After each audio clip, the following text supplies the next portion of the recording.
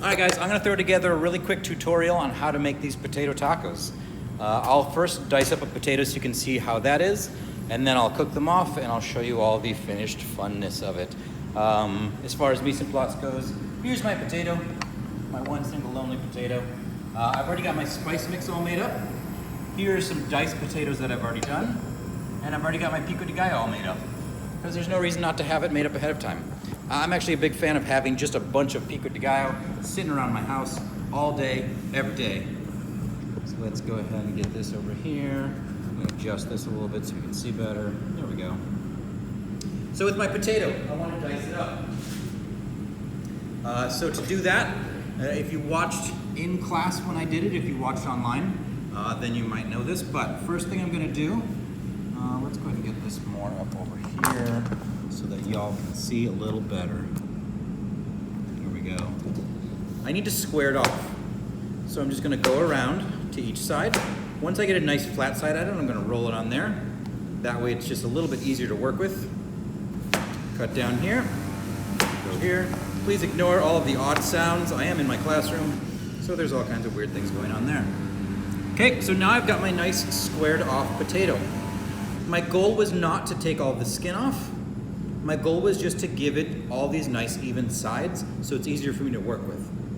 From here, I'm gonna create my planks. Now my end goal is a medium dice, so I know that I need to make all of my planks the proper size for that medium dice. I believe it is a 1/2 inch by 1/2 inch by 1/2 inch. Is it a quarter? No, it's 1/2. And that's 3/4, yeah. So right here, okay, this is about the size that I want.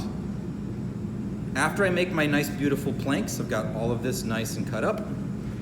Focusing on keeping my knife straight up and down and making my nice even sizes, I'm gonna go ahead and cut these down into what's called a bâtonnet. Turn it, and then cut down through here to get all of my nice, beautiful medium dice. Okay, so that's just how we get to that point. So let's go ahead and head back over here. I've got my pan heating up. I'm gonna add a little bit of oil, which I left over at the table. A little tour of my classroom. Oil.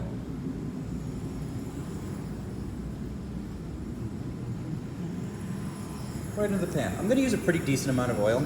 It really kind of depends on how many potatoes you're using. I believe the recipe calls for 2 potatoes. And the amount of oil on the recipe, I would actually probably go a bit more, because I want to kind of shallow fry these. Okay, once that oil starts to get nice and glistening, once I know it's hot, I'll go ahead.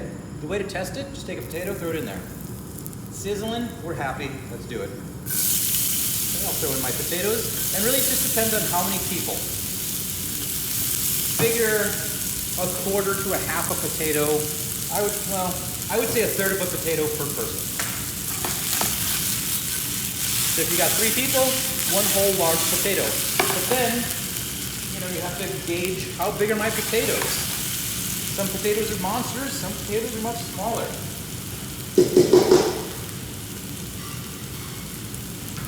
So we're gonna saute these, let them cook down.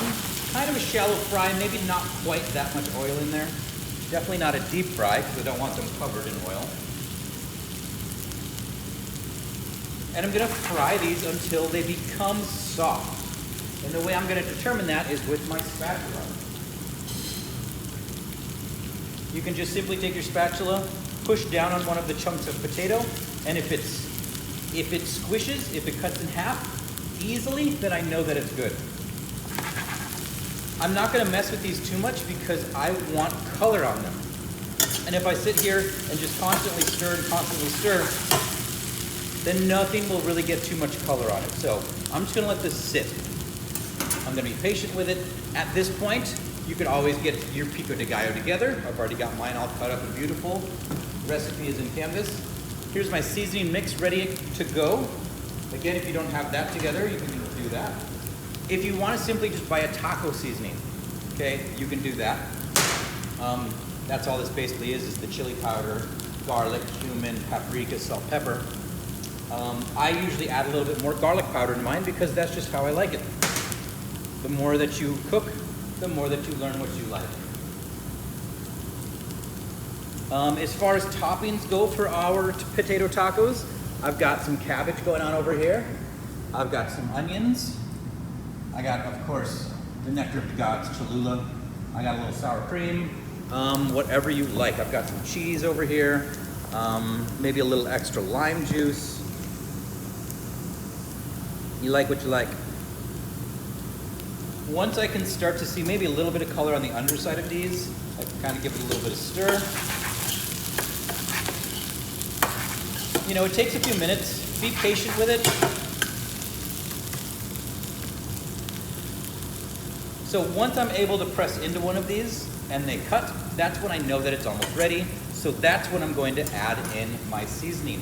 If I add this in too early, then my seasoning will just burn in the pan. So let's go ahead. I'm going to throw in my seasoning. Again, you're just going to kind of gauge how much you need. That looks pretty good to me. I still have plenty left over.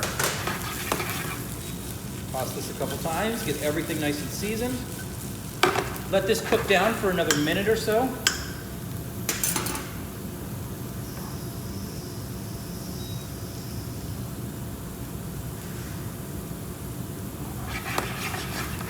You can always take one out, you know, let it cool off for a minute.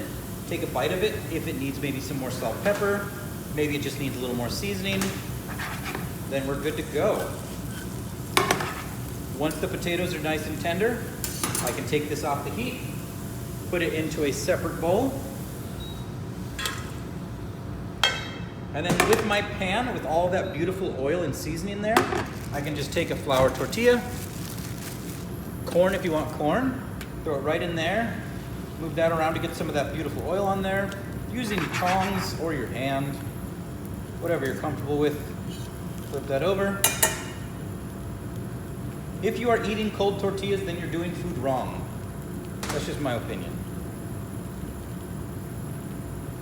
I've already got this pan nice and hot, so, you know, why not warm up my tortilla?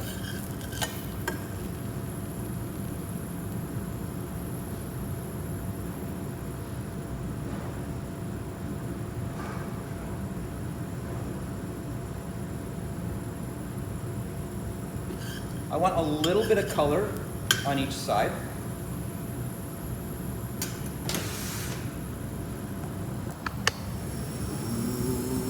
You can see all these fun little brown spots, right? There's a brown spot there, a little brown spot. That's about all the color that I really want on there. Maybe a little bit more, but I'm happy with that.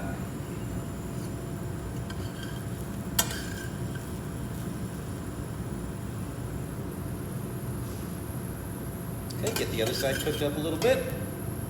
Right off there. There we go. That's some beautiful color all throughout there. And from here, you can just go ahead and assemble your tacos, like the Avengers, you know? Taco assemble.